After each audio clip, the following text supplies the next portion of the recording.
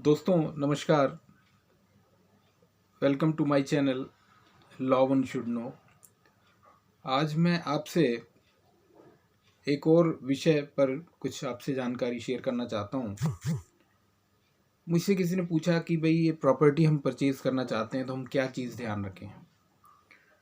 तो सबसे पहले तो आप नॉर्मल चीज़ें होती हैं कि वो सिचुएशन कहाँ है, वो प्रॉपर्टी किस जगह पर है, क्या उसके आसपास हॉस्पिटल्स हैं, कोई स्कूल है, आपकी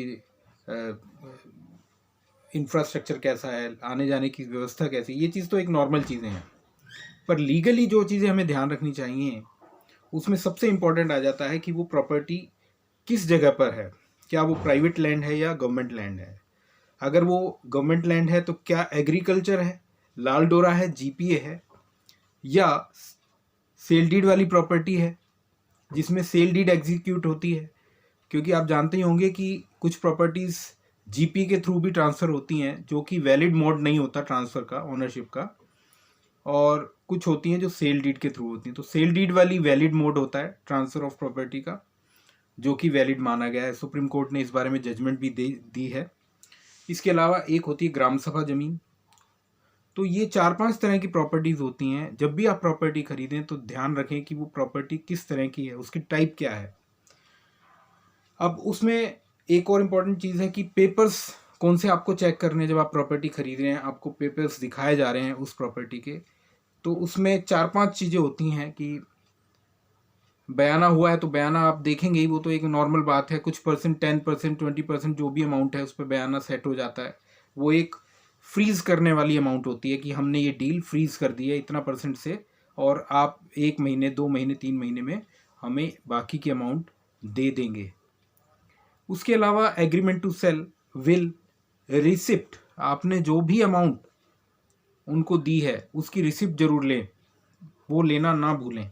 क्योंकि 1% चांस अगर कल को वो डील कैंसिल होती है तो आप अपना पैसा वापस रिकवर भी कर सकते हैं अगर उसमें आपकी कोई कमी नहीं रही है। उस रिसिप्ट के बदौलत आप कोर्ट में जाके अपना पैसा वापस ले सकते हैं।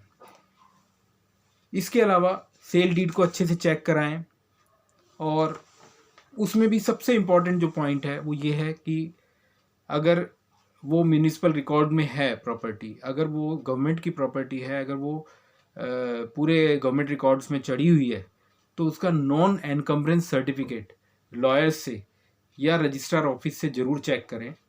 अब आप पूछेंगे कि नॉन एनकम्बरेंस सर्टिफिकेट क्या होता है। तो इसमें एक ये इस तरह की रिपोर्ट होती है जिसमें कि ये बताया गया होता है कि इस प्रॉपर्टी पे कोई विवाद, कोई परेशानी, कोई टैक्सेस, कोई और चीज़, कुछ ऐसा तो नहीं है जो अभी लंबित है या जो दिए नहीं गए हैं।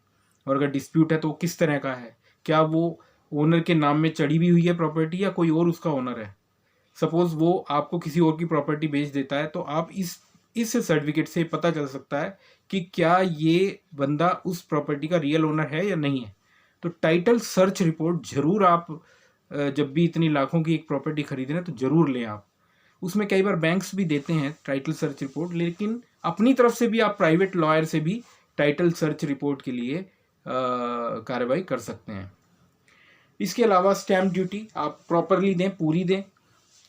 और छोटी मोटी चीज़ें जैसे आधार कार्ड, जो सेलर है उसका आधार कार्ड आप ज़रूर लें, उसकी कॉपी ज़रूर मांगें। उसका इलेक्ट्रिसिटी बिल, वाटर बिल, ये चीज़ें, ये छोटी चीज़ें हैं लेकिन बहुत काम की हैं। तो जब भी आप कुछ ऐसा परचेज़ करते हैं, कोई प्रॉपर्टी परचेज़ करते हैं, तो ये छोटी छोटी चीज़ें आपको बहुत ध्यान में रखनी हैं जिससे कि आप बाद के विवाद से बच सको। तो दोस्तों यही मैं थोड़ा सा आपको जानकारी देना चाहता था, एक जनरल आइडिया कि परचेज़ करते वक्त ये चीज़ें ध्यान रखनी। इसके अलावा आप एक चीज़ जो मैं भूल गया, लास्ट 30 ईयर्स 15 ईयर्स का जो चेन है, पेपर्स की जो चेन है, वो आप ज़रूर देखें कि क्या उस प्रॉपर्टी की चेन ठीक है, उसमें कोई गैप तो नहीं है। वो 15 साल, 20 साल, 25 साल से प्रॉपर्टी ठीक से टाइम से ट्रांसफ़र हुई है और उसके कागज़ ठीक हैं, कोई नकली तो नहीं है। तो और उसका बल्कि आप आसपास के लोगों से भी कंफर्म करें जब आप परचेज़ करने जा रहे हैं कि किसके नाम में थी, क्या था। अगर किसी से आइडिया मिल जाए तो वो भी एक आपको हेल्प करेगा। तो दोस्तों ये चीज़ें हैं जो आपको ध्यान रखनी है। इसके अलावा फिर भी कोई ऐसी बात जो आप जानना चाहते हैं तो आप मुझे कमेंट सेक्शन में लिख सकते हैं, मैं उसका आपको जवाब दे दूंगा। Okay, thank you, good bye.